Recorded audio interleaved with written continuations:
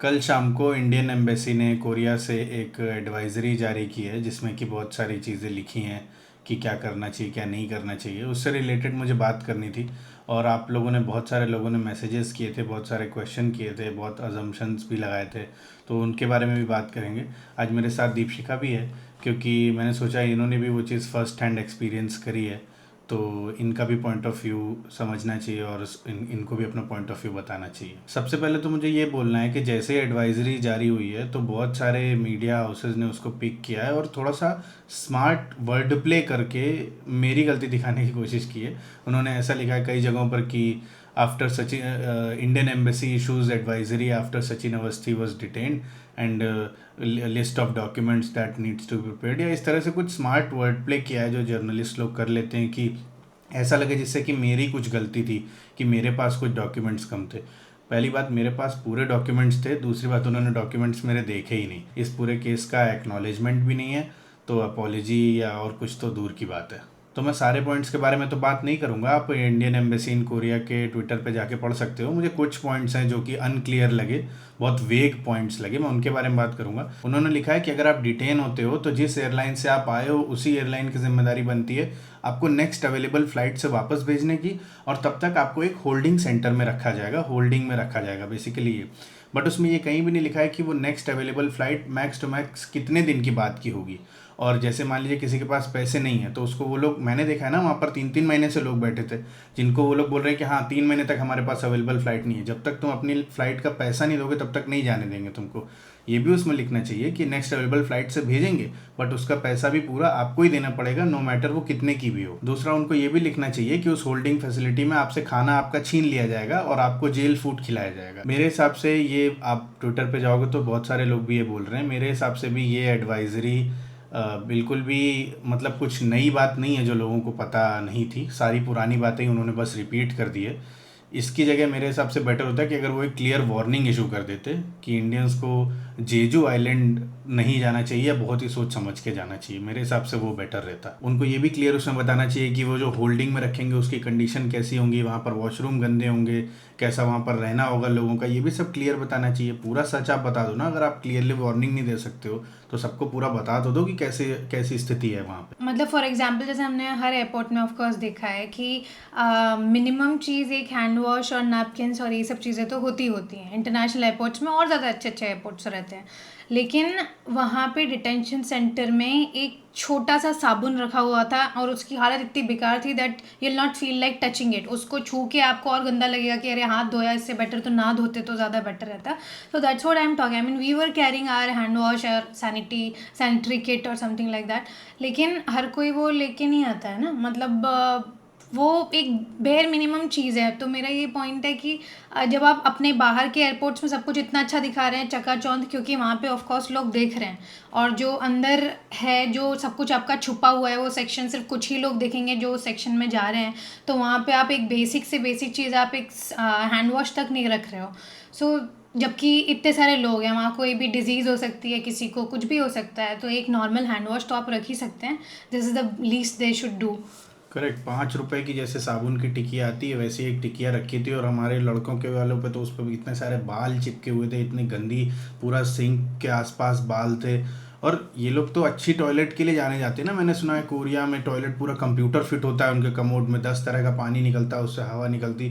इतना सब नहीं कर सकते, कम से कम एक हैंड वॉश की बॉटल तो रख सकते हो ना आप उसमें, डिटेंशन सेंटर में जो भी आपने बनाया हुआ है। और कुछ लोग बोल रहे थे कि आप वहाँ गए थे तो आपको वीज़ा लेके ही जाना चाहिए था, तब आपकी एंट्री डिनाई नहीं होती। तो ऐसा कैसे हो सकता है? जब वो वीज़ा फ्री आइलैंड है तो हम ऑफ कोर्स वीज़ा बगैर लिए ही जाएंगे ना। जब वो इतनी सारी कंट्रीज़ के लिए वीज़ा फ्री था तो हम इतना वीज़ा के हैसल के लिए क्यों जाएंगे? जैसे कि हम अभी रिसेंटली ऑस्ट्रेलिया गए थे तो वहाँ पे हमें वीज़ा लेना पड़ा कि because that was the only option. Indians के लिए ऑस्ट्रेलिया में वीज़ा फ्री नहीं है। अगर होता तो we would have definitely gone that way. हम तब वीज़ा नहीं अप्लाई करते। I mean nobody want that कि आप कहीं ट्रैवल जा रहे हो तो सबसे पहला स्टेप ये होगा कि लोग चाहेंगे कि आपको बहुत ज़्यादा कॉम्प्लिकेटेड प्रोसेस हो वीज़ा का and then you will enjoy the travel. ऐसा नहीं होता है। एवरीबडी वांट्स कि सबसे जितना ज़्यादा कम कॉम्प्लिकेटेड प्रोसेस हो और हम उतना ईजिली पहुंच जाएं, तभी आप मैक्सिमम एन्जॉय कर पाओगे। Like Schengen visa for example और यूएस वीज़ा फॉर एग्जाम्पल, वो इतना ज़्यादा कॉम्प्लिकेटेड प्रोसेस होता है। I don't think anybody on the internet boasts about that कि wow I love the process of applying Schengen visa and all of that. Everybody hates that process. तो यही है कि जो हम कहीं जा रहे हैं तो हम इंडियंस को पहले तो बहुत ही कम कंट्रीज़ में हमको वीज़ा फ्री एक्सेस मिलता है। तो जितनी भी कम कंट्रीज़ में, तो why would we not use that? हम क्यों ये चाहेंगे कि हमें अच्छा खासा कॉम्प्लिकेटेड प्रोसेस मिले और उसके बाद ही हम वो कंट्री जाएं? हर कोई यही चाहेगा कि जितना ईजिली हम वहाँ पहुँच पाएँ, ऑफकोर्स सारे डॉक्यूमेंट सब चीज़ लेके, तो हम वैसे ही जाना चाहेंगे। और वैसे भी उसमें स्पेसिफिक रिक्वायरमेंट है कि अगर आपको मेन लैंड कोरिया जाना है तो वीज़ा लेके आने की ज़रूरत है। हमारा पॉइंट ही नहीं था कोरिया जाने का, हमें सिर्फ जेजू आइलैंड पे घूम के ही वापस आ जाना था, हमें जाना ही नहीं था कोरिया, हमारी कोई प्लान ही नहीं था, सारी बुकिंग साफ सब कुछ पूरा जेजू आइलैंड का था। तो हम क्यों ज़बरदस्ती वीज़ा ले लेंगे केवल दूसरी जगह जाने के लिए जहाँ वीज़ा चाहिए भी नहीं? ऐसा हम क्यों करेंगे? ऑप्शन भी नहीं आता उसमें, तो क्यों हम करेंगे ऐसा? ये जो एडवाइजरी जारी करके इंडियन एम्बेसी ने कोरिया की अपना बेसिकली पल्ला झाड़ा है, ये मुझे बिल्कुल भी एक बहुत ही ज़्यादा कमज़ोर स्टेप लगा। मैं समझता हूँ कि हम अमेरिका या चाइना जैसी सुपर पावर कंट्रीज़ के सामने कोई स्ट्रॉन्ग स्टैंड नहीं ले सकते हैं, बट साउथ कोरिया और ये तो जेजू आइलैंड तो उसका एक पार्ट है जिसके अपने अलग इमिग्रेशन रूल्स हैं। तो कम से कम यहाँ पे तो थोड़ा सा स्ट्रॉन्ग स्टैंड लेना चाहिए था हमारी एम्बेसी को। हमारे तो बहुत अच्छे रिलेशन हैं साउथ कोरिया के साथ, बहुत सारा बिजनेस हम लोग आपस में करते हैं, उसके बाद भी ऐसा कमज़ोर सा स्टेप ये मुझे लगा जो कि, और एक्नॉलेज भी नहीं किया, ना उनसे एक्नॉलेज करवाया, कहीं पे भी कोई एक्नॉलेजमेंट भी नहीं कि हाँ ऐसा ऐसा केस हुआ। उसमें ऊपर लिखा है कि फ्रॉम टाइम टू टाइम ऐसी चीज़ें होती रहती हैं, हमें सुनने में आता रहता है कि लोगों के साथ ऐसा हो रहा है। अरे तो भाई क्या कर रहे हो आप? सुनने में आता रहता है तो आप उसको इम्प्रूव क्यों नहीं करने को बोलते हो? आप उनको ये क्यों नहीं बोलते हो कि आप अपने डिटेंशन सेंटर में बदलाव करो? आप ऐसे क्यों रखते हो लोगों को? आप उनको ये क्यों नहीं बोलते हो? उसमें लिखा है we can't overturn the immigration decisions. कोई नहीं आपसे ओवरटर्न करने की हेल्प मांग रहा है, लोग बस एक नॉर्मल वहाँ पर डिसेंसी की मांग रहे हैं हेल्प की, एक नॉर्मल, अगर होल्ड करके रखना भी आपको तो थोड़ा नॉर्मल कंडीशंस आप प्रोवाइड करो। और हम लोग तो इतना लकी है कि आप लोगों ने इस चीज़ को इतना ज़्यादा फैलाया और इतना ज़्यादा अवेयरनेस क्रिएट किया उस चीज़ से। वो वीडियो बहुत सारे लोगों ने देखा।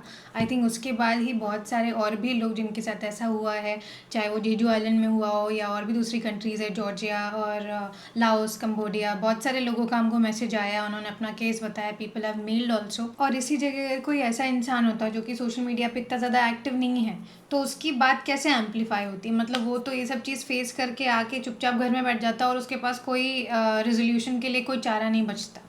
तो ये चीज़ गलत है। मतलब मेरा ये कहना है कि ये चीज़ किसी के साथ भी नहीं होना चाहिए, नॉट जस्ट कि हम कुछ हैं या इसलिए हमारे साथ नहीं होना चाहिए। ये किसी भी इंडियन सिटीज़न के साथ ऐसा treatment through out the world कहीं पे भी ऐसा नहीं होना चाहिए। आई मीन इसके लिए I would request our embassy to speak up और इस चीज़ को एटलीस्ट हम लोगों को डर ना लगे। अब सिर्फ हम नहीं, और भी अब जो जिन लोगों ने वीडियो देखा है, अगर वो कहीं फॉरेन में कहीं जाना चाहते हैं तो किसी के मन में वो डर नहीं होना चाहिए कि अरे यार उनके साथ जैसे हुआ था कहीं हमारे साथ वैसा ना हो जाए, in spite of having all the documents. So ये चीज़ गलत है और इस चीज़ का कॉन्फिडेंस हमें हमारी एम्बेसी दे पाएगी, जो कि हमारा सोल सोल्यूशन होता है अगर आप किसी भी फॉरेन लैंड में हो तो। So yeah, I would request them to speak up and I would request them to ask them for answers कि ऐसा उन्होंने क्यों किया। अगर उनके पास कोई explanation नहीं था तो हम request वहाँ करते रहे। उन्होंने जब हमें refusal letter दिया, हमें जब detention center में रखा, हम request करते रहे कि आप हमें कोई immigration officer को भेजिए तो हमारे पास हमसे कोई बात तो करे, because they were not ready to talk at all. We were requesting them कि आप आइए, आप कोई तो आए जो हमसे बात करे, हमारा केस समझे शांति से, और फिर हम उन्हें अपनी बात बता सकें, हमारे जो डॉक्यूमेंट्स हमें उन्हें दिखा सकें। But nobody came up. So I don't want that. I mean I would want our voice also to be heard. बहुत सारे केसेस टाइम टाइम पे सुनने में आते हैं कि जॉर्जिया में ऐसा हुआ इंडियंस के साथ, लाओस में हुआ, कंबोडिया में ऐसा हुआ। Not disrespect to any country, सारे देश अपने आप में महान होते हैं, लेकिन फिर भी कुछ तो एक किसी के सामने तो हमें स्टैंड लेना चाहिए ना स्ट्रॉन्गर, कि तुम्हें ऐसा नहीं करना चाहिए। एटलीस्ट हमारे टूरिस्ट लोगों के साथ हमारा तो इतना अच्छा रिलेशन है, इतना अच्छा बिजनेस है, ये मेरा पॉइंट है। और एक मुझे पॉइंट बोलना था, बहुत सारे लोग बोल रहे थे नहीं रेसिस्ट नहीं है, रेसिस्ट नहीं होते। मैं नहीं बोल रहा हूँ कि सारे लोग कोरिया में रेसिस्ट है, मैंने ये नहीं बोला। बट ज़्यादातर वहाँ पर जो भी था वो डिस्क्रिमिनेशन ही था, वो थोड़ा बहुत रेसिज्म ही था। क्यों सारे लोग जो भी वहाँ पर डिटेंट थे उसमें मैक्सिमम लोग इंडियंस थे, या उसके बाद भी चाइनीज़ और इंडोनेशियन थे। एक भी वाइट आदमी नहीं था वहाँ पे, कोई भी यूरोपियन नहीं था, कोई भी अमेरिकन नहीं था। ये क्या सारे डॉक्यूमेंट लेके आते हैं? ये सारे लोग जैसा इन्होंने एडवाइजरी में बोला प्रिंटेड कॉपी का गट्ठर लेके आते हैं सारे? ऐसा तो नहीं होता है। तो थोड़ा बहुत रेसिज्म भी है उनके एंड पे, अब वो माने नहीं माने, मेरे हिसाब से तो बिल्कुल थोड़ा बहुत रेसिज्म है। और वहाँ पर जो भी चीज़ें हो रही थी, जो भी हम एक्सपीरियंस कर रहे थे, वो सब के बारे में मुझे तो जितना याद था मैंने कई बार कई जगहों पर बता दिया है।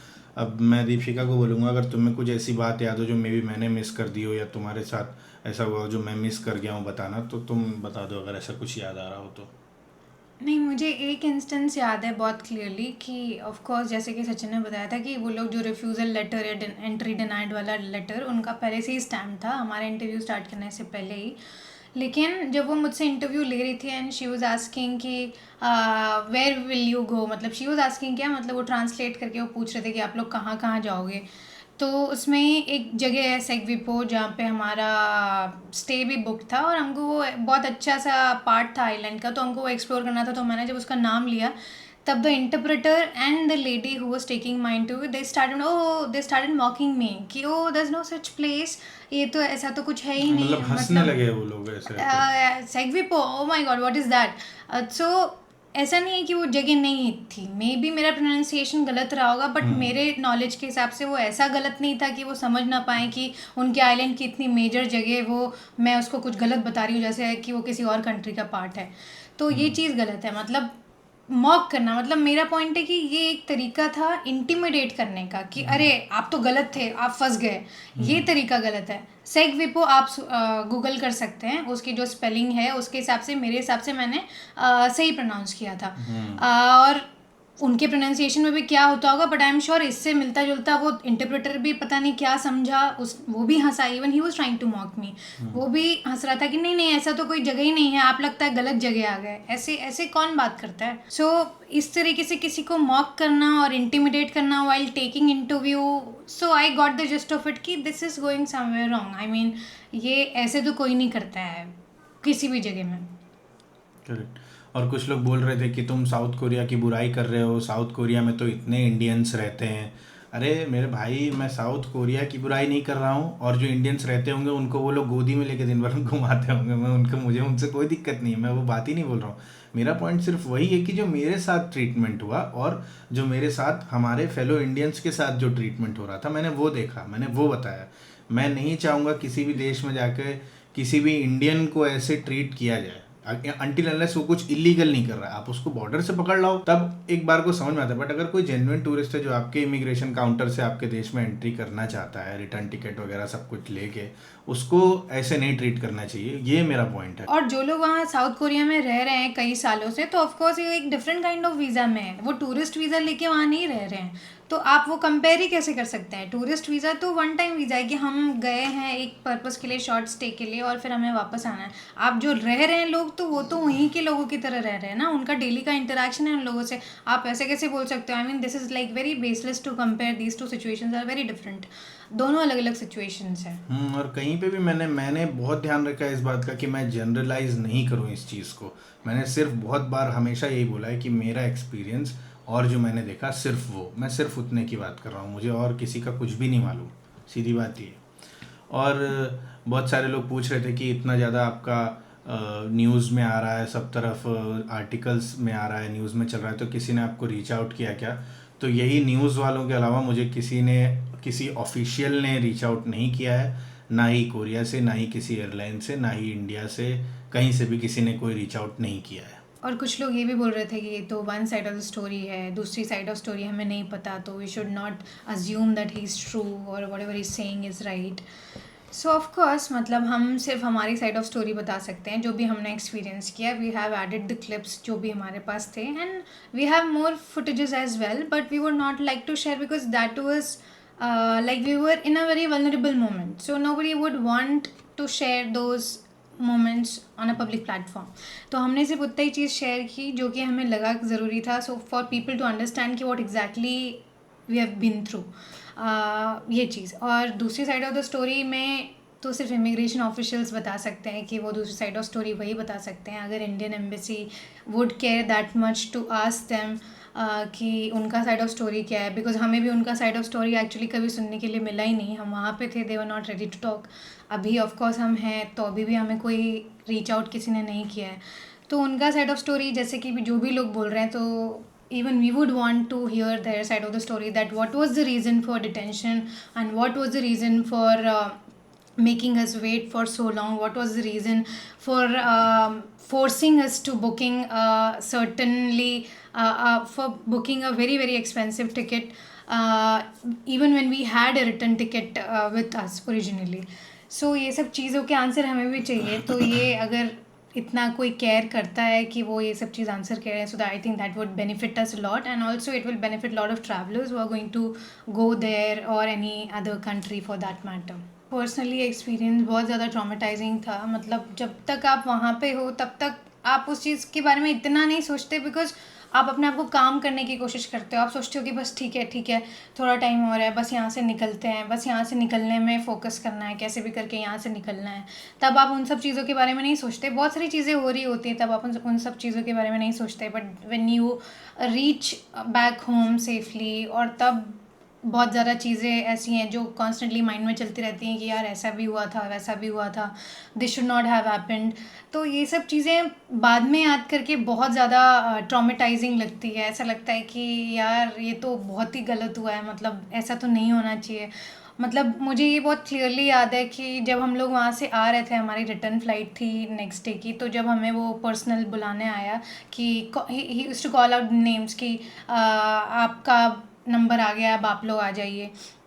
He was waiting consistently. मुझे याद है कि वो बार बार, मतलब सुबह से हम लोग उठ गए थे तब से बार बार he was knocking the door, उनसे पूछने के लिए कि हमारी आज फ़्लाइट है, हमारी आज फ़्लाइट है। So that we were just waiting for some kind of assurance कि हाँ ठीक है, आपकी फ़्लाइट है, आप इतने टाइम तक वेट करिए, 1 घंटे पहले ही कोई ऑफिशियल आएगा, फ़्लाइट वाला कोई भी बंदा आएगा, वो आपको लेके जाएगा। But nobody was coming up.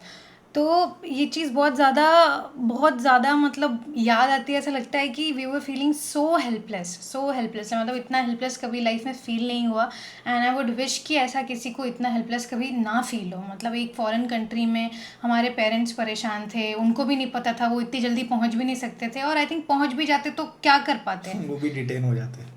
हाँ मतलब अगर वहाँ पहुँच भी जाते तो वो क्या कर लेते। मेरा ये पॉइंट है, जब हमें किसी, और हम वहाँ किसी से आर्ग्यू नहीं कर सकते थे, एंड आई वुड एडवाइस करना भी नहीं चाहिए। So that's why we had sign the form, जो कि हमसे ज़बरदस्ती फॉर्म साइन कराया डिटेंशन में जाने से पहले। ये सब चीज़, इट वॉज़ ऑल लाइक पूरा मैनिपुलेटिव थिंग। तो लेकिन बहुत सारी चीज़ें जो आप बाद में रिफ्लेक्ट करते हो, and you feel very very sad about it, जिसके बारे में मे बी आपने वहाँ पे नहीं सोचा, क्योंकि वहाँ पे आपका पूरा एनर्जी ये था कि कैसे भी करके यहाँ से निकलो। तो जो मैं चीज़ ये बता रही थी कि there was one lady in my room. I mean there were very less women as compare to man.